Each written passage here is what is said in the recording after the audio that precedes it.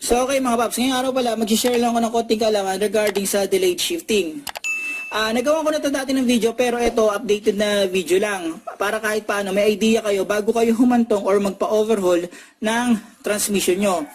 Ito ay para sa automatic transmission mga paps. Ngayon, nabanggit ko sa dating video na syempre dapat talaga mag-isolation tayo. Gawin natin yung mga dapat, yung mga basic bago tayo mag-proceed sa overhauling ng transmission. So ano ba yung mga dapat check? Nabanggit ko na rin to dati. ATF, check nyo kung tama ba yung ATF na nilagay.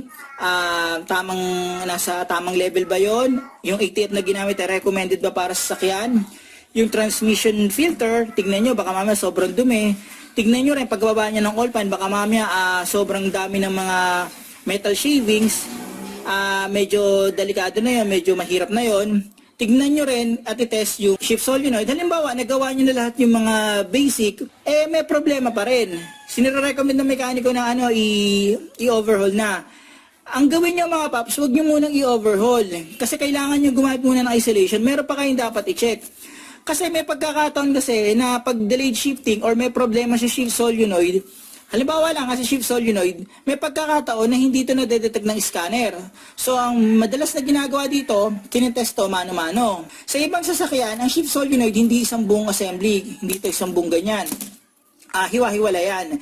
Sa ibang sasakyan rin mas madaling i-test kahit na nakakabit kaya nyo i-test. Ngayon, kapag na-test nyo na yung shift solenoid, all goods na yan, ito i-check nyo mga paps. Etong isa pang i-check nyo, yung sa ibang sasakyan, posibleng wala nito. Ang tawag dito, dropping resistor. So, itong dropping resistor, dapat ang makukuha yung value dyan ay 11.2 hanggang 12.8 ohms. Okay? Gagamit lang kayo ng tester. Tapos, test nyo to. Ano bang silbi nito? Sa shift solenoid natin, meron niyang line pressure solenoid.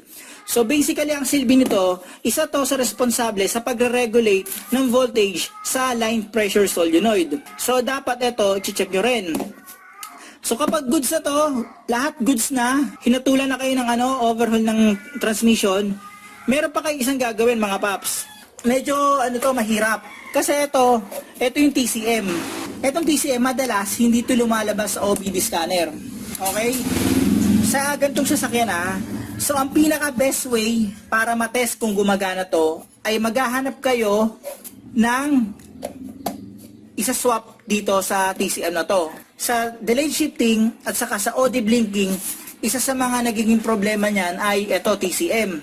Hindi basta-basta pinagsaswap yung TCM. Ibig sabihin, halimbawa, 1.3 GX nyo, 1.3 yung GX rin yung, yung kilala nyo, pwede yun.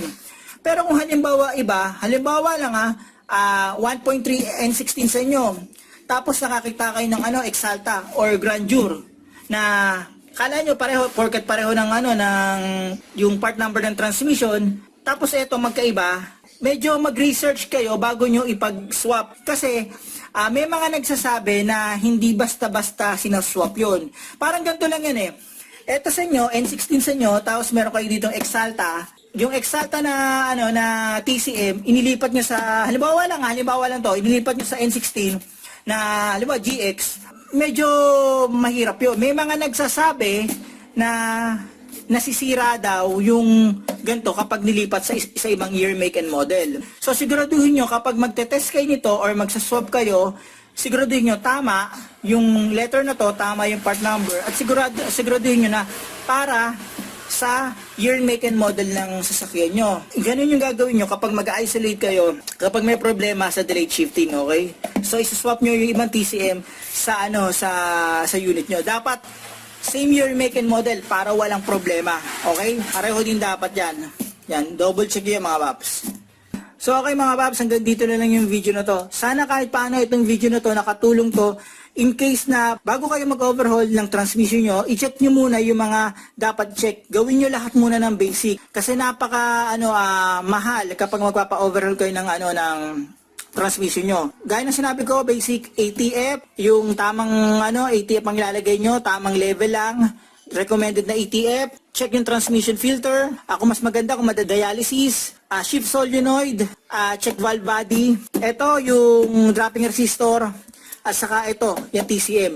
Mag-isolation method muna kayo bago kayo magpa-overhaul ng transmission nyo. So paano mga paps? Maraming salamat sa inyo.